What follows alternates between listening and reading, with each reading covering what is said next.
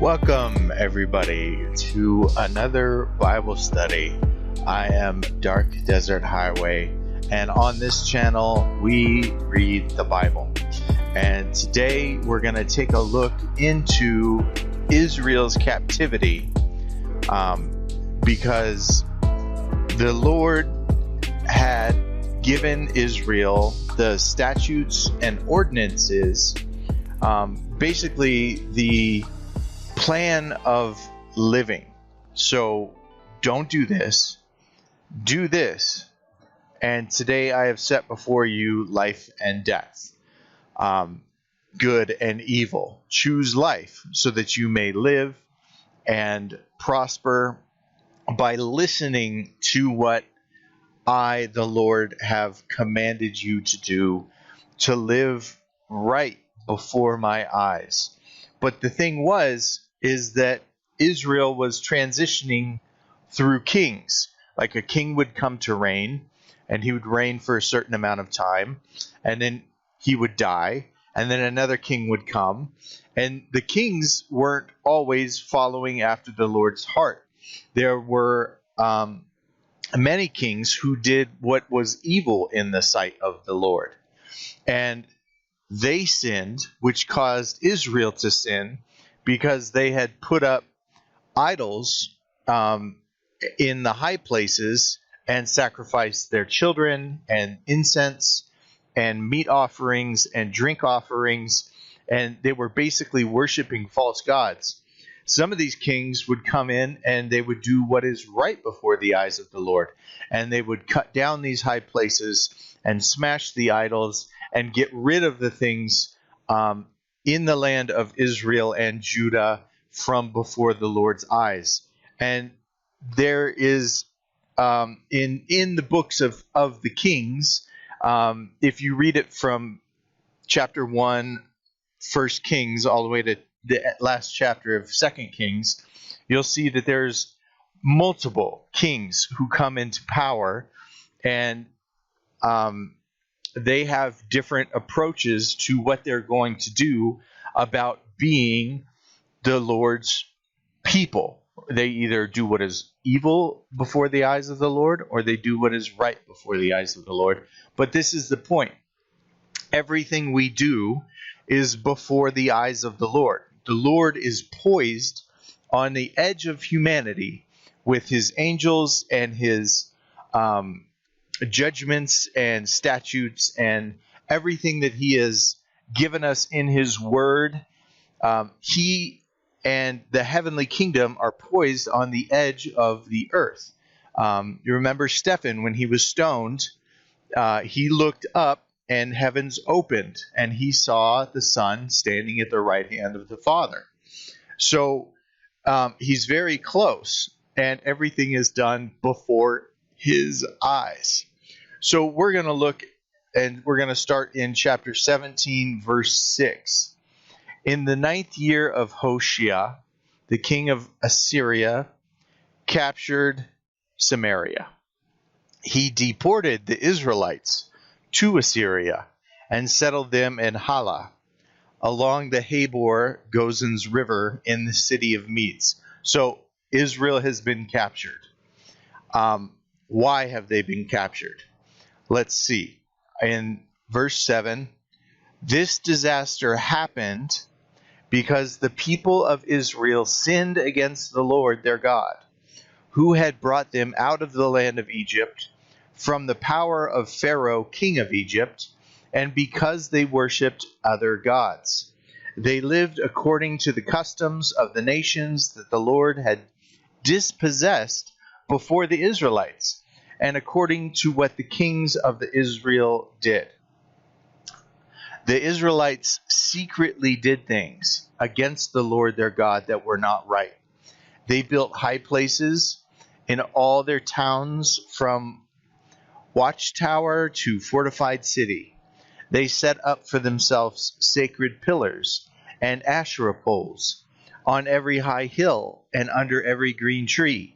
They burned incense there on all the high places, just like the nations that the Lord had driven out before them had done. They did evil things angering the Lord.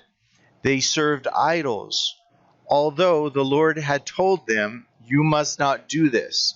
Still, the Lord warned Israel and Judah through every prophet and every seer, saying, "Turn from your evil ways, and keep my commands and statutes, according to the whole law I commanded your ancestors and sent to you through my servants the prophets." But they would not listen. Instead, they became obstinate, like their ancestors who did not believe the Lord their God. They rejected his statutes and his covenant he had made with their ancestors and the warnings he had given them. They followed worthless idols and became worthless themselves. Following the surrounding nations, the Lord had commanded them not to imitate. They abandoned all the commands of their Lord. They made cast images for themselves, 2 calves, and an Asherah pole. They bowed in worship to all the stars in the sky and served Baal. They sacrificed their sons and daughters in the fire, and practiced divination and interpreted omens, witchcraft. They devoted themselves to do what was evil in the Lord's sight, and angered him. Therefore, the Lord was very angry with Israel, and he removed them from his presence. Only the tribe of Judah remained. Even Judah did not keep the commands of the Lord their God, but lived according to the customs Israel had practiced. So the Lord rejected all the descendants of Israel, punished them, and handed them over to plunderers until he had banished them from his presence. So it was very obviously, Israel's captivity was very obviously connected to their daily life.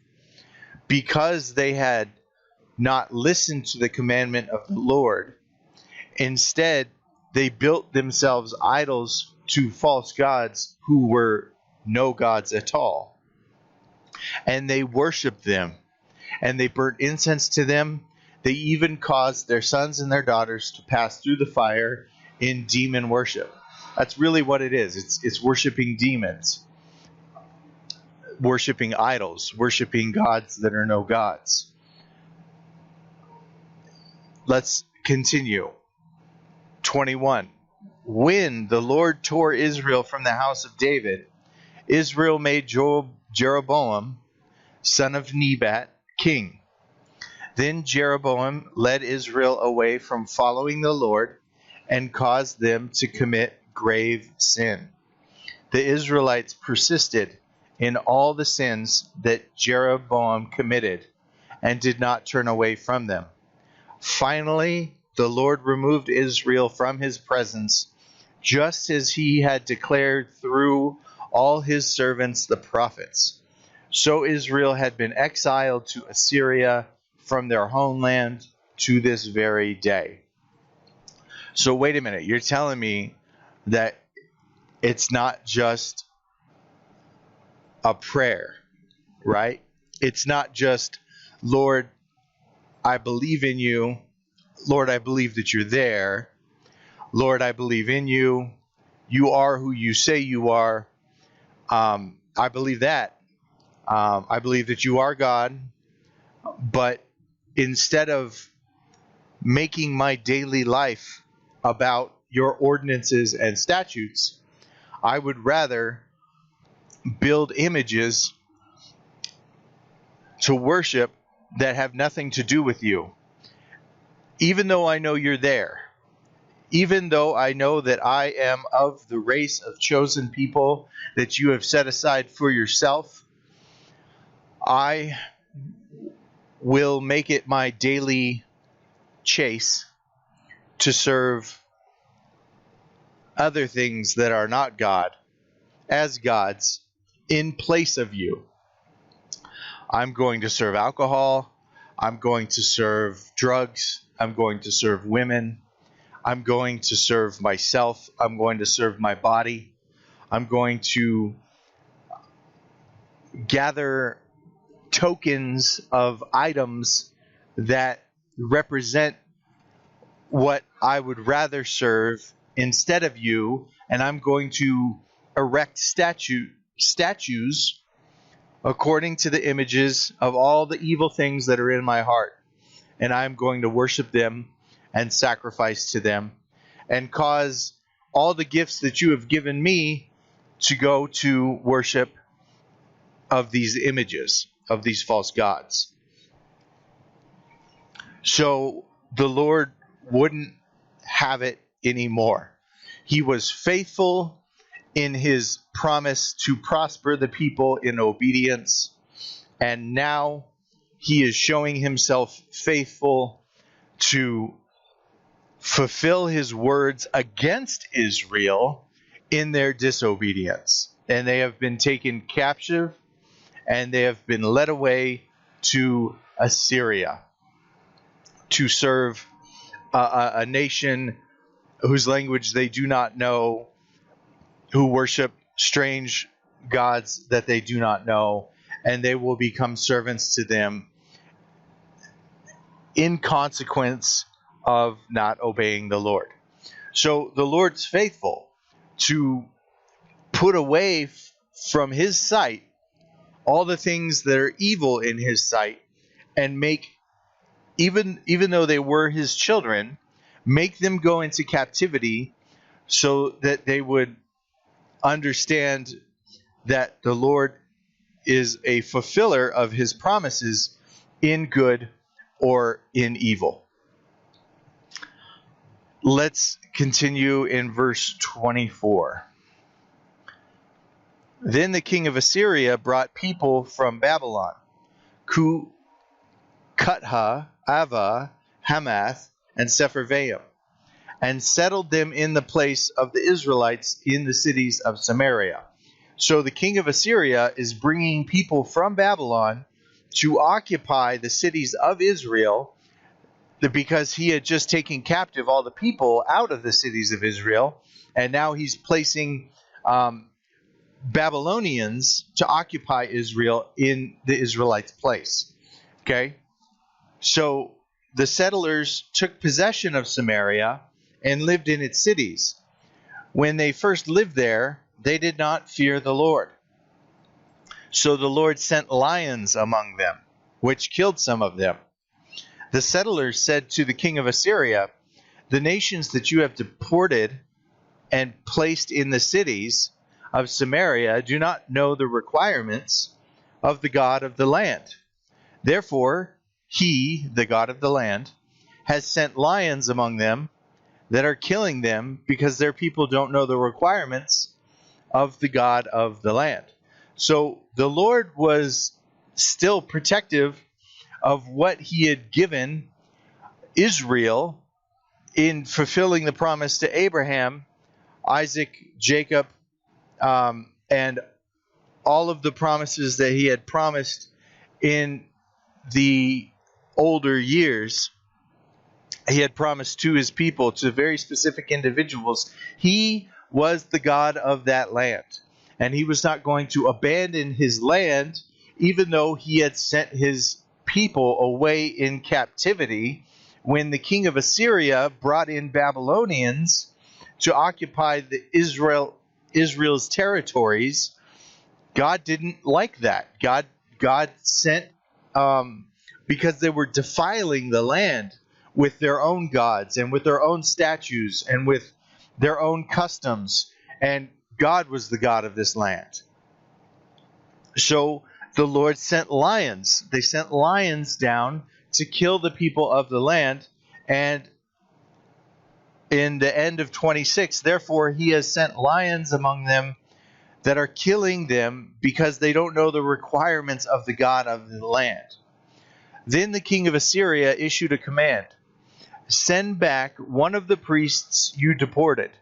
Have him go and live there, so he can teach them the requirements of the God of the land." So he said, "Look, you have captured a priest from the territory of the land of where I've captured all these Israelites. So go ahead and release one of these priests to live in the land where these Babylonians are now occupying, which is Israel, and let the priest teach the people the ways of the Lord. And he began to teach them. So one of the priests they had deported came and lived in Bethel. And he began to teach them how they should fear the Lord. But, verse 29, but the people of each nation were still making their own gods in the cities where they lived, and putting them in shrines to the high places that the people of Samaria had made. Then the men of Babylon made Succoth-Benoth. The men of Cuth made Nergal. The men of Hamath made Ashima. The Avites made Nibhaz and Tartak. And the Sepharvites burned their children in the fire to Adramelech and Amamelech, the gods of Sepharvaim. So what was happening was the Babylonians that occupied Israel didn't know the customs of the God of the land, didn't know the statutes and ordinances. They didn't even really necessarily follow the Lord, even though the king of Samaria had sent back a priest to teach the people the way of the Lord. But God was obviously still he was governing the territory of the promise to David, right? To Abraham. So God was governing the area of promise, Israel and Judah. And he was causing negative things to happen because a people now occupied this land that didn't follow God. So in 32, they feared the Lord, but they also made from their ranks priests for the high places who were working for them at the shrines of the high places. They feared the Lord, but they also worshiped their own gods according to the practice of the nations from which they had been deported. So they knew that God was there. They knew that there was a God over this land, and they feared him. Not necessarily a fear of a reverent fear, but they were afraid. They were afraid of what God might do because of what he had done to the people in the past, like bring lions from the hills to eat the people and devour them. So they feared God. This is a different type of fear. They feared God, but not reverently. They feared the Lord, but they also worshiped their own gods, according to the practice of the nations from which they had been deported. So Israel was taken captive, and now there's a whole land, Judah and Israel, that was unoccupied. The king of Syria sent in the Babylonians to occupy that land. They were facing consequences. The Babylonians were facing consequences from a God that decided to show himself alive, a real God. I mean, something that necessarily their gods didn't do because they were all false gods. They were worshiping images. But all of a sudden, there's a God in the land where things happen, man. Things happen. And they're like, whoa, it's because a God is here. And we don't understand his ways. So let somebody from the land who occupied it before we got here come back and teach us about this God. And they feared him because of the consequences that they were seeing happening in their lives, like being ripped apart by lions. But that didn't sway them enough to abandon the worship of their own idols, it did place a fear of the Lord in their hearts. They feared the Lord, but they also worshiped their own gods, according to the practice of the nations from which they had been deported. 34. They are still observing the former practices to this day. None of them fear the Lord or observe the statutes and ordinances. So you can see there's two different fears here. You see in 33, they feared the Lord. But in 34, none of them fear the Lord. So it's not a reverential fear to observe the statutes and ordinances, acknowledging that there is a God in the land and that he has power and control, and he has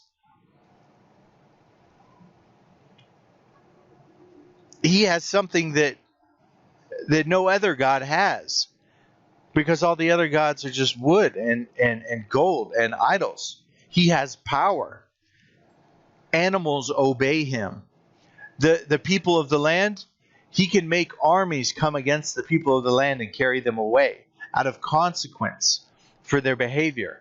There are real consequences to being close to this God. Unlike any other God that can be named, unlike their own gods, this God has power. But that didn't matter. They feared him, but that didn't matter. They are still observing the former practices to this day. None of them fear the Lord or observe the statutes and ordinances, the law and the commandments that the Lord had commanded the descendants of Jacob, whom he had given the name of Israel. The Lord made a covenant.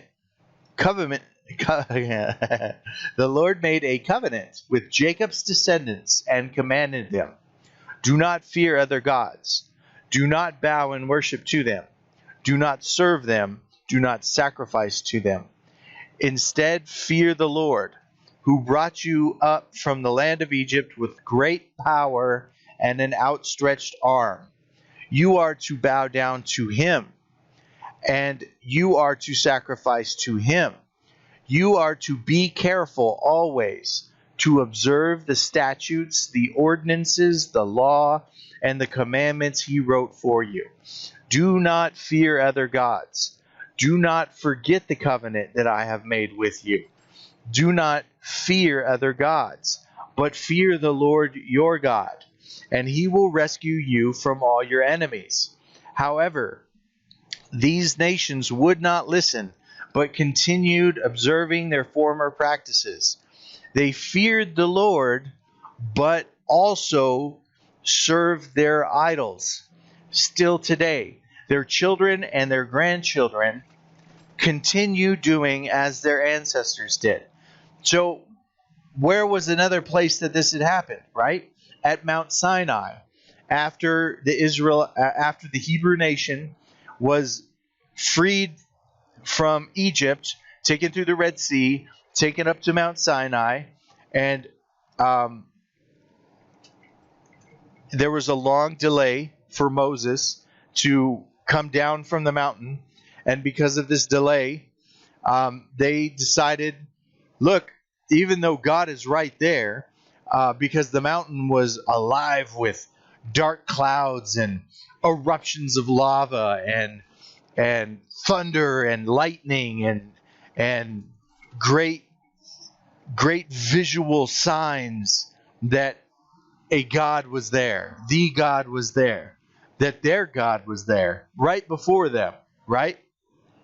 But what did they do? They went and they took all their earrings off and they threw it into the fire and made a calf. And that's what happened, that they feared the Lord, but they also served their idols. So even in the presence of the Lord, in the land of the Lord, that he had promised to that he had made promises to earlier generations, that they would be his people, and that there would always be a king on the throne, and that he would make them like numerous, like the stars in the sky, all these promises that he had fulfilled. He was in the process of fulfilling, but for the people who were there, they feared the Lord but served their idols. Just like at Mount Sinai with the calf, the Hebrew word was that there were gods. It was a plural word that meant that the people had more than one God in their presence. One was the true God on Mount Sinai, and one was the false God that they had made to worship and dance around and have a festival, basically, in the honor of that golden calf. So you knew by the plurality of the Hebrew word in the portion of that scripture that they were serving the gods. But there was only one calf. There was only one calf came out. So where was the other God? He was on Mount Sinai. He was the God of the people. He was the Lord, the great I am. So what happened? What happened here? Israel is taken away captive, right? Israel is taken away captive, and in their place, the king, who now commanded the territory because of his victory against Israel, because the Lord had led Israel into captivity according to his promise, right? The king decided to let the Babylonians occupy the land, but because they did not know the God of the land, they were seeing all these consequences, these real life, scary, terrifying things were happening in that land because they had moved in basically to all the Israelites' houses that were there. They occupied their land, they occupied their territory, and now all these horrible things are happening to them, and they're like, hey, there's something happening here. There's a God at work here that we don't know and we've never heard of and we've never seen. We haven't seen anything like this, but our people are dying because of it. So send a priest from captivity back to this land so that he might teach us about the God of this land. And the priest did so. He lived among the people, and he taught them to fear the Lord. They feared the Lord. They knew he was there, but they didn't obey his ordinances, commandments, and statutes because that wasn't their God. They were afraid of him in a consequential type of way, not in a reverent way. And they ended up having fear of the Lord, but continued to serve their own idols. And Israel is taken captive, and they're prisoners of war, basically. And why did this happen? Let's go back up to 7. This disaster happened because the people of Israel sinned against the Lord, their God, who had brought them out of the land of Egypt from the power of Pharaoh, king of Egypt, and because they worshipped other gods. They lived according to the customs of the nations that the Lord had dispossessed before the Israelites, and according to what the kings of Israel did. The Israelites secretly did things against the Lord their God that were not right. They built high places in all their towns, from the watchtower to the fortified city. They set up for themselves sacred pillars and Asherah poles on every high hill and under every green tree. They burned incense there in all the high places, just like the nations that the Lord had driven out from before them had done. They did evil things, angering the Lord. They served idols, although the Lord had told them, "You must not do this." Still, even after all this, the Lord warned. Hold on.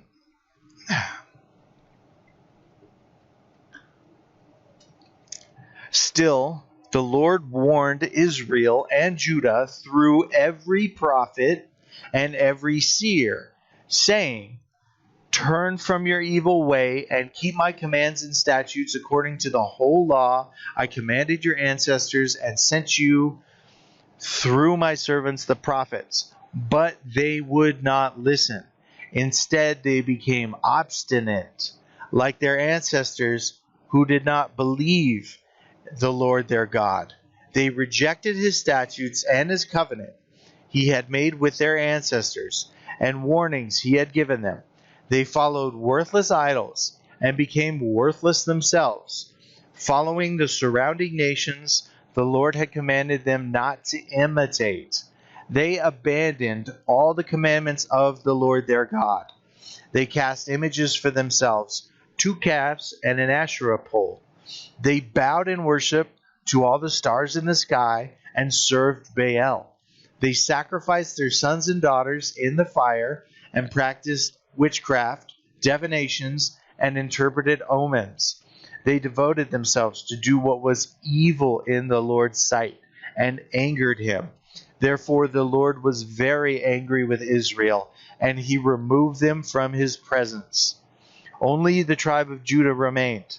Even Judah did not keep the commandments of the Lord their God, but lived according to the customs Israel had practiced. So the Lord rejected all of the descendants of Israel, punished them, and handed them over to plunderers until he had banished them from his presence. So I can see that it is very much about the way the Israelites were leading their lives. They weren't listening to the Lord. They weren't obeying his commandments. They were going after gods of other nations. They were setting up for themselves idols and worshiping them. In the land, the Lord had won for them through many victories, and in these victories, it was that the people of Israel at that time were to break down every idol and to crush them into dust and to remove them from the land. And they did. And there was peace in the land until the people's hearts were led away. Sometimes the people's hearts were led away within themselves, and other times it was because the king of the land of Israel had done what was evil in the sight of the Lord and followed and worshipped other gods. And if the leadership is corrupt, more than likely that's going to flow down to the people, and the people are going to become corrupt because of it. So, hey, this was just an interesting story that I found while reading 2 Kings, and I had hoped to share it with you. If you made it to the end, give a good hit that like and subscribe button, share this with your friend, and I'll catch you next time.